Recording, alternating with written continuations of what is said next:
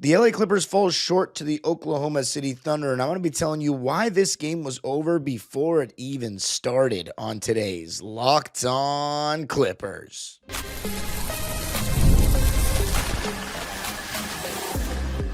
You are Locked On Clippers, your daily Los Angeles Clippers podcast, part of the Locked On Podcast Network, your team every day.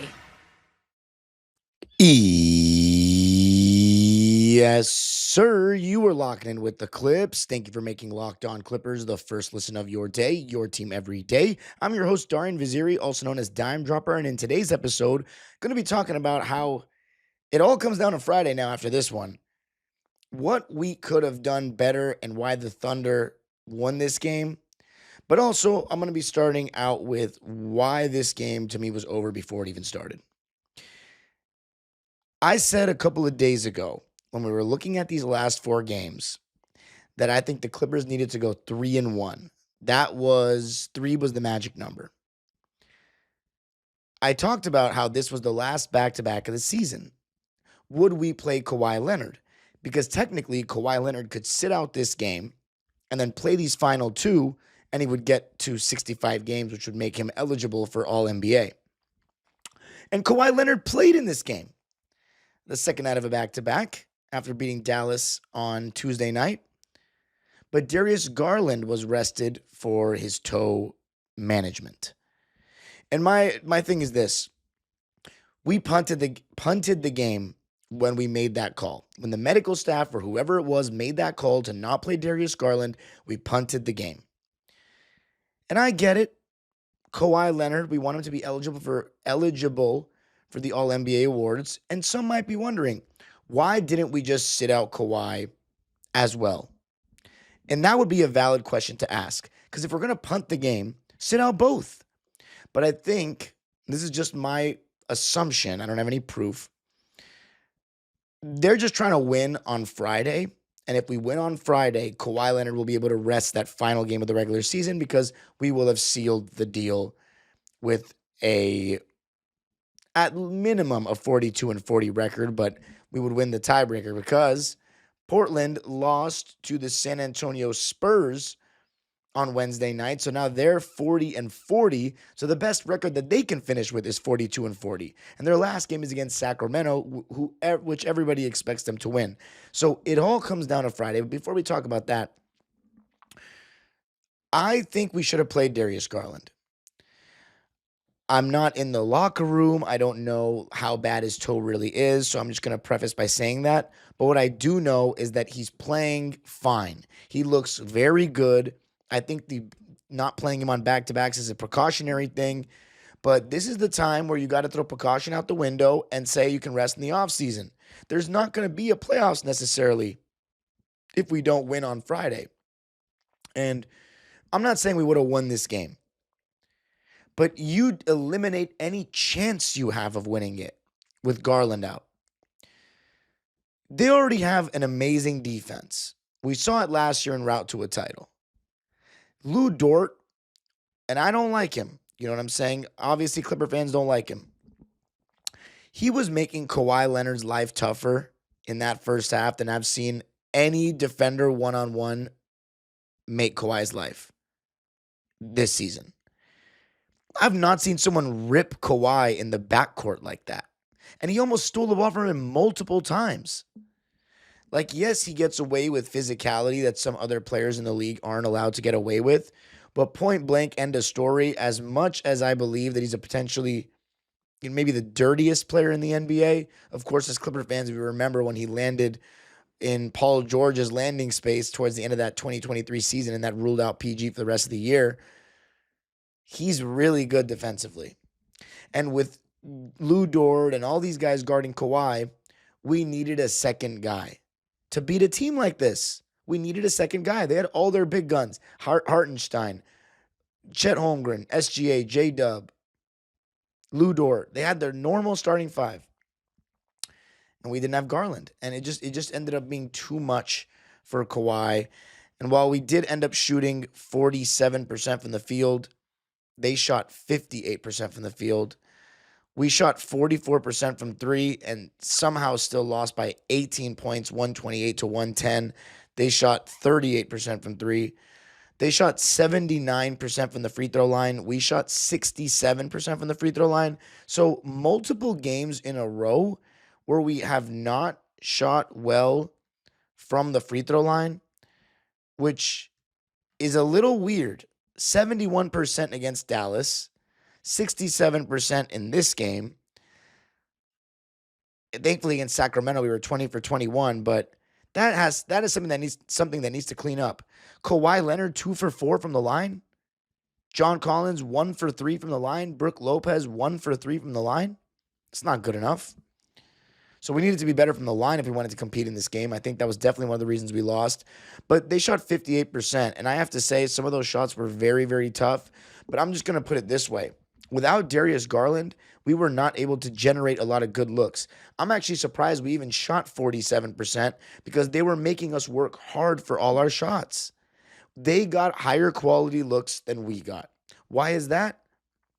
Well, as I said, without Darius Garland, it was going to be tough. So my overall takeaway is that we should have played DG just because now we're putting so much on Friday. If we lose on Friday, what are we going to look like? We put all our eggs in that basket. And look, I don't think we would have beaten OKC, but it's worth a try. You're not in a position to just be conservative is my point.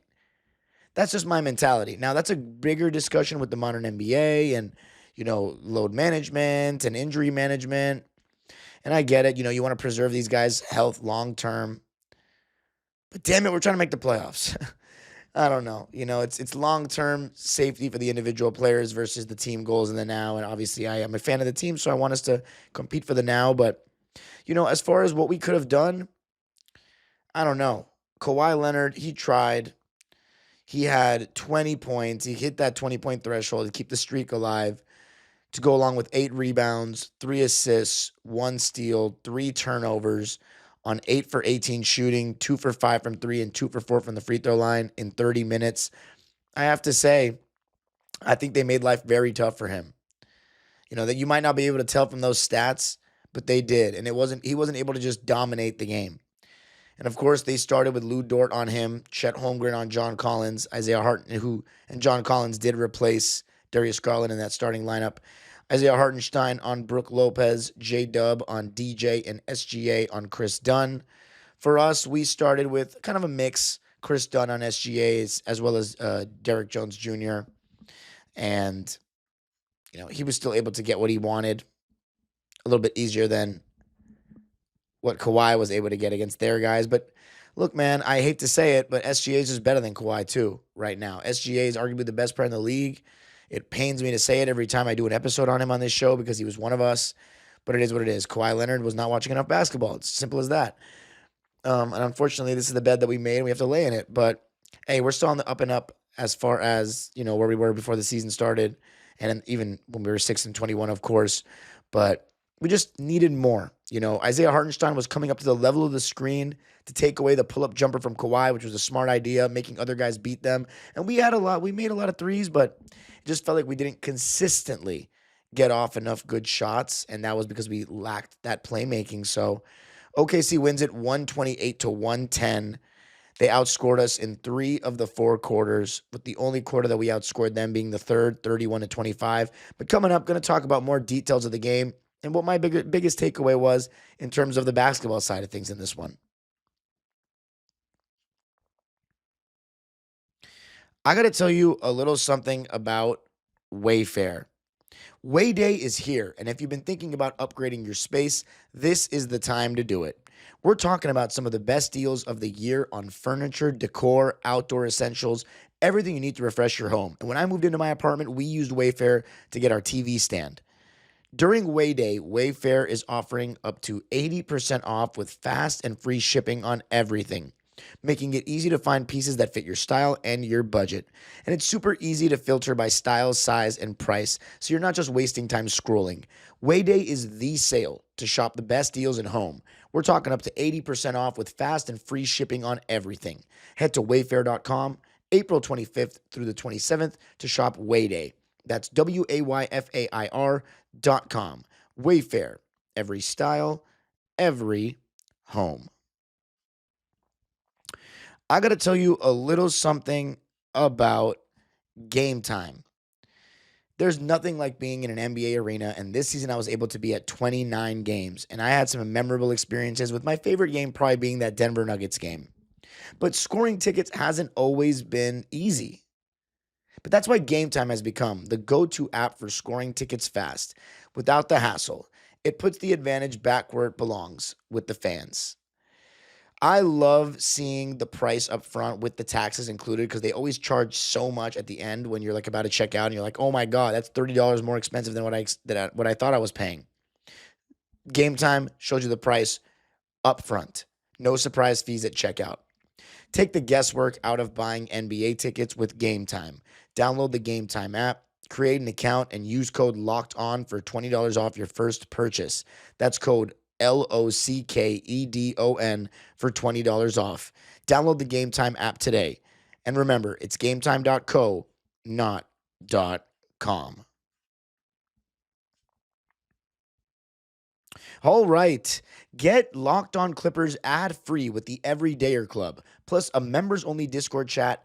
Just got to join at lockedonclippers.supercast.com. I'm hanging out in the chat, and of course, other Clipper fans are as well. All right, Clippers losing this one 128-110 to the Oklahoma City Thunder, who sweep us on the season and scored 120-plus points in all three games. We lost by 19, 21, and 18. So safe to say we didn't even come close to beating them. So for anyone that's saying, I would rather play OKC, honestly, wants to get all edgy, I don't know about that. Nothing suggests that we would contend against them in a series. Of course, Darius Garland has not played against them this season as a member of the Clippers. I don't think it matters. They have several guys that can make Darius Garland's life hell. And I just don't think Kawhi Leonard is going to have as much of a hard time against the Spurs, who we've almost beaten twice. Now, of course, we got our asses handed to us without Wemby the other day. But I still think if you want to play against a team that is the number one seed for 3 consecutive years, that won the championship last year, and as the best player in the NBA, arguably, versus maybe the next best player in the NBA in a couple of years, and a very good team that's overachieved and has not played a playoff game together, and a bunch of their players have never played a play-in game even, I would rather play that team. It's that simple. But I said we needed to go 3-1 in these last 4 games. Well, we're now 1-1. So we need to just go 2-0 in these last 2. But if I'm being honest, it doesn't matter. It's all about Friday. This game, though, for example, I'm going to make it very simplistic analysis. I know some people say, well, you can beat a team you're better than. Yeah, when they're not playing like ass, you're not going to. And the Thunder did not play like ass. They were the better team, because they are better when we're fully healthy, and especially without Garland, they're definitely better. They're better on defense. They're better on offense. They have the best player on the floor. They have a rim protector. They have better point of attack guys. No matter how you slice it, they're better. So that's the analysis. There's nothing to big brain. We can talk. Let's go specific though. If you want to get into the weeds. Brook Lopez was in drop coverage. SGA was still getting good shots. They're still getting decent shots. There were even some times where we put a hand up. We did a good job as well as we could. Like, I don't think it was a horrible defensive effort, but these guys hit tough shots. And Chet Holmgren, he was hitting step backs. He was blocking shots. He was completely dominant in this game. Looked like an all-star, no doubt about it. Shutting down the rim, knocking down tough shots, running the floor hard, had some monster dunks. I thought he was the best player in this game. 30 points, 14 rebounds, 5 assists, 2 steals, and 4 blocks on 10 for 13 shooting, 3 for 4 from 3, and 7 for 10 from the free throw line. So he was lights out. Like, he just wasn't even missing. So, Chet Holmgren, he's a great player, averaging 17 points a game, which is a career high for him. And he's shooting 56% from the field on the season, which is incredible. But 3 for 4 from 3, 10 for 13. It wasn't like we were playing that bad of defense. He just had a very good night because he's a very good player. So, as I said, the way a worse team beats a better team is if guys play like ass. And Chet Holmgren was the opposite of ass. He was fantastic. SGA, we held him to 20 points, but he had 11 assists. There were a lot of times where we just were worried about certain guys guarding him. Guys like John Collins, one-on-one, for example, and we doubled him, forced the ball out of his hands. These other guys didn't make shots the whole game, but they made 38% of their threes and ultimately made us pay. So, as I said, we were in more trouble guarding SGA than they were guarding Kawhi. It's that simple. We were down 15 early. This game wasn't even close from the beginning. John Collins, though, I will say, after 2 early turnovers, he kind of picked it up, had a couple offensive rebounds, went to the basket strong, finished over the top of smaller guys. So I thought that was nice to see that JC has been playing a little better lately. 12 points, 9 rebounds, 3 assists, 3 steals, 3 turnovers on 5 for 11 shooting, 1 for 3 from 3, and then 1 for 3 from the free throw line is terrible. But 12 and 9 to go along with 3 assists and 3 steals in 27 minutes. I think that was a decent performance by JC. 4 of our 5 starters finished in double figures: Kawhi, John Collins, Derrick Jones Jr., and Brook Lopez. And I will say this. I'm going to give us this credit. While we were getting our asses kicked in the first half, guys like Chris Dunn, the only glaring player that missed a bunch of wide open shots, he was 1 for 7 in this game and 1 for 4 from 3. So I've talked about it. The shot making from 3, a lot of it's going to come down to DJ, JC, and Chris Dunn. And in this game, they combined for 4 for 12 from 3. But we still shot really well as a team. 44% is fantastic from 3. But it was just too much. Here's my thing, though. We shot 44% from 3. But those 3 guys that I've said are so important for our 3-point percentage didn't really shoot well. Derrick was 2 for 5 from 3, so he shot well. But we're going to need a big 3-point shooting game from these guys against Portland. And in the third quarter, I will say this. We got outscored 35-26 in the second, 34-23 in the first. So we were down 69-49 at the half. We did make a little push in the third quarter. We got it down to 12. Maybe even 11 if I'm not mistaken. I'll double check that. And I think it was simply because the Thunder started missing some shots. We were able to get out in transition a little bit, but when you're able to get stops, that can kickstart your offense and not allow you to play against the half-court defense of a team so much. And the half-court defense of OKC is very good. So when you get cross matches, you get out in transition, catch the defense on their heels, that can change things for you a little bit, which it did. But every time we were so close, we would miss a crucial shot and they would take advantage of it. For example, Jordan Miller, he gave us some real life in that second quarter, getting to the basket, knocking down a 3. And then in the third quarter, he scored to make it 87-75 with 3 minutes to go in the third. We were ready to get hyped. Jalen Williams from Arkansas missed a 3. Here comes Kawhi. We get a really good look out of the post from Kawhi getting doubled. DJ wide open 3, misses it. And on the other end, SGA makes a 3 that Kawhi doesn't fight over the screen well enough. And then Brook Lopez just takes a very ill-advised 3. And then Caruso makes a layup. And just like that, we're down 17. And I knew we were not going to come back after that. We were down 14 going into the fourth. So technically, the game wasn't really over. But, it took a couple minutes. We got it back down to 13. But then Isaiah Joe made a 3. And then after Hartenstein's dunk to make it 101-83, I knew we were cooked. A lot of chances to make it closer, but we weren't able to capitalize. And one thing I'll say, too, is when you play against a great defense that you have to work hard to get a good shot against, that sometimes makes you want to just shoot not necessarily bad shots, but it's going to be hard to get a good shot. So, the laziness and the anti-resistance kicks in where you're just like, I'm just going to take this shot because it's going to be hard to work for a better one. And it forces you to make some bad decisions. And like Brook Lopez, for example, taking that shot. Yeah, he made 3 threes in the third quarter, but we didn't need that. And it was a very crucial stage of our potential comeback. But maybe that's just being optimistic.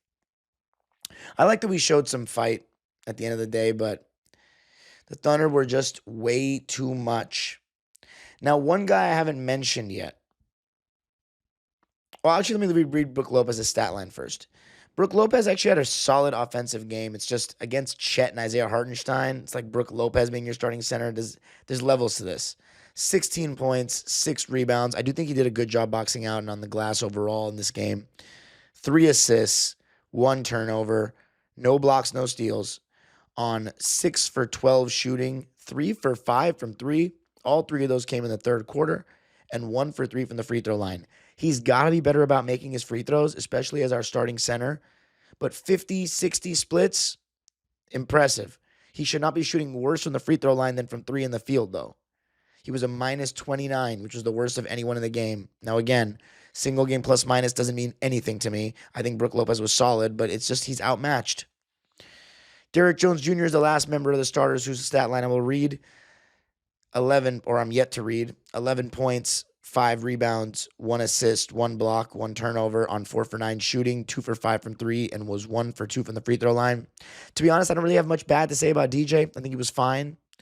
Nothing special, but not bad. He was just decent. He did enough, in my opinion, but look, 20 points from Kawhi was not going to cut it. He needs to be, I'm not going to say he was scratch free. He wasn't good enough. But here's the thing. Kawhi wasn't good enough, but he has to do so much, and he's playing against such a good defense. Like, even a better Kawhi performance doesn't ensure victory.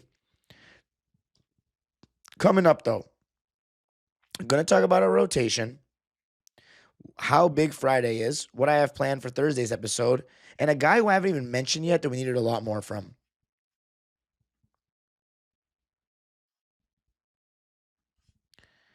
I got to tell you a little something about Indeed. Workplace chaos, deadline stacking up, inbox overflowing, and the one position you have to fill still sitting open. When the pressure's on and you need the right hire, this is a job for sponsored jobs. Indeed Sponsored Jobs helps you reach the people who actually fit what you're looking for. Skills, experience, location. So you're not just hoping the right candidate stumbles across your post. And here's a stat that says it all. In the minute I've been talking to you, companies like yours made 27 hires on Indeed according to Indeed data worldwide. So if you're hiring, spend less time searching and more time interviewing candidates who check all your boxes with Indeed Sponsored Jobs. Spend less time searching and more time actually interviewing candidates who check all your boxes. Less stress, less time, more results. When you need the right person to cut through the chaos, this is a job for Indeed Sponsored Jobs. And listeners of this show will get a $75 sponsored job credit to help get your job the premium status it deserves at Indeed.com/podcast. Just go to Indeed.com/podcast right now and support our show by saying you heard about Indeed on this podcast. Indeed.com/podcast. Terms and conditions apply. Need to hire? This is a job for Indeed Sponsored Jobs. This episode is sponsored by BetterHelp. Financial stress is something a lot of people are carrying right now.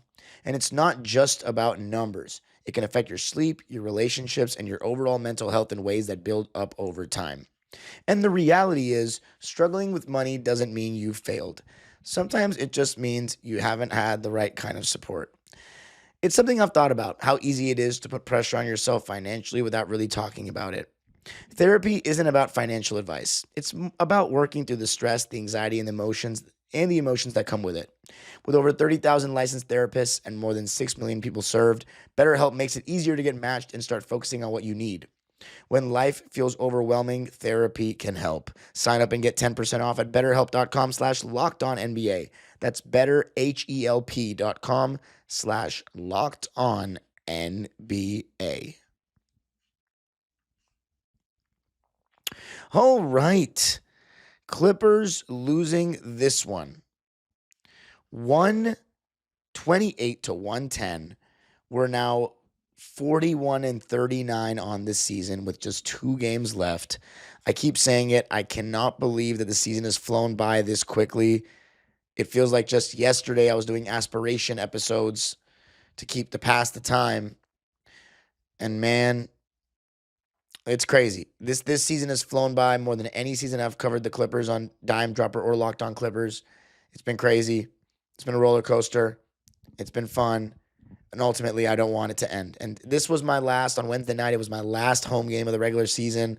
29 home games I attended this season, which matches my highest of any season, which I did in 2024. Still yet to hit that 30-game mark. And to be honest with you, with how much busier I seem to get every year, I don't know if I will anytime soon, but we're going to try again next year. I did a vlog will be out, my final one, with a lot of great thoughts from the fans, my final little monologue in front of Intuit. And yeah, check that out on the Dime Dropper channel. But before we get into, forget that for now, let's talk about a couple guys that came off the bench. We still did not have Ijax in this game. We played a 9-man rotation of Nico, Jordan, Ben, and Kobe Sanders. But with Nico, we only played him 5 minutes, which I thought was peculiar. 3 points. He shot one time, and it was a corner three, and he made it. I don't know why he only played 5 minutes in a game that he hit his only shot, but whatever. Then the other three guys, the young guys, so to speak, Kobe Sanders, Jordan Miller, and Ben Mathurin. Let's talk Jordan Miller. Thought he had a pretty solid game. 16 points, tied for our third leading scorer in the game. 16 points, 3 rebounds, 6 assists, which tied Chris Dunn for the most of any player on our team. 1 turnover on 6 for 11 shooting, 1 for 4 from 3, and 3 for 4 from the free throw line. Thought it was a pretty solid game for Jordan. He just gives you another offensive guy that can create a little bit, get to the basket, and he's been pretty consistent about that this season. I don't know if his 3 ball is a little suspect, but there's no way that right now I could take him out of the rotation with how much he's meant to us and how little ball handling we really have in terms of like reliable ball handling. And one of the guys that's supposed to do that for us, Ben Mathurin, I don't know what's happened the last couple of games, but it feels like he's been quiet. In the last 2 games, he's been very quiet in the first half. And the last 3 games, he's not had a game over 10 points.